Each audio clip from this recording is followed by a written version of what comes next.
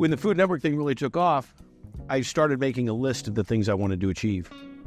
And making wine was one of them.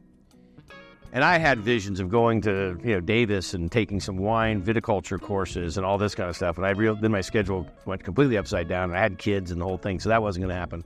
But I started talking to people about wine, and I went and bought a property that had 7 acres of phenomenal Pinot on it. Pinot that was being sold to William Sellian. Had a little house on it, beautiful house. We rented out the house as an Airbnb, and I started the plans to build this small winery. Well, it didn't end up happening. Had some NIMBYs, not in my backyard. There's wineries all over Sonoma County, but everybody was so worried with my name and my, too much attention. It's getting too much attention.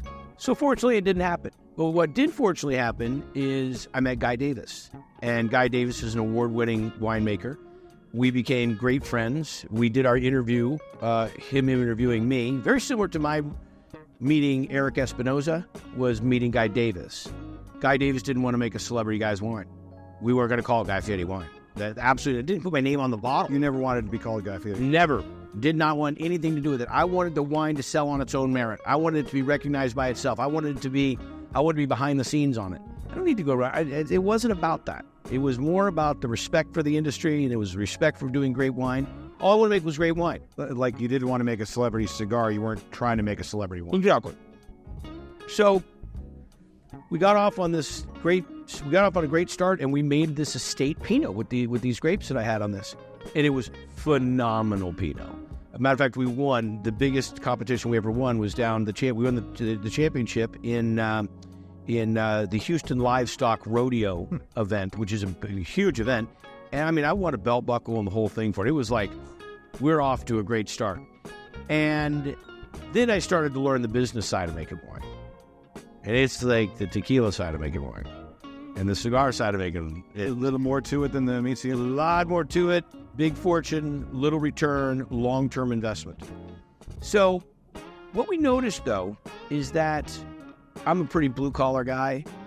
My food is real. I'm into making real food for real people, but I cook my way, which is a little bit more, it's not high-end. It's not low-end. It's just kind of middle America. And we said, you know what? We need to make wine that really sits inside of that middle America. Great wine like I used to drink in France. It's affordable, that people can really enjoy, that we don't cut any corners, and is consistent. And so that's what we got into. So we made this blend, this fantastic Meritage blend. Guy Davis is just such a chef. And we make this delicious Northern California Chardonnay. Not too oaky, not too much malolactic, a little lighter on the Chardonnay side of things. Again, trying to stay in that market of people that are into wine, maybe not overly into wine. You know what I'm saying? Not going to sit there and be too critical. And your name's not on the wine, but the name of the brand is an homage to your children, to your 2 boys. Hunter and Rider. That's the company brand. Actually, that's the cattle brand that we have. Hunter and Rider. Never named them Hunter and Rider, anticipating to call the ranch and the company and the wine Hunt Ride. But it just kind of works. Hunt, took the ER off.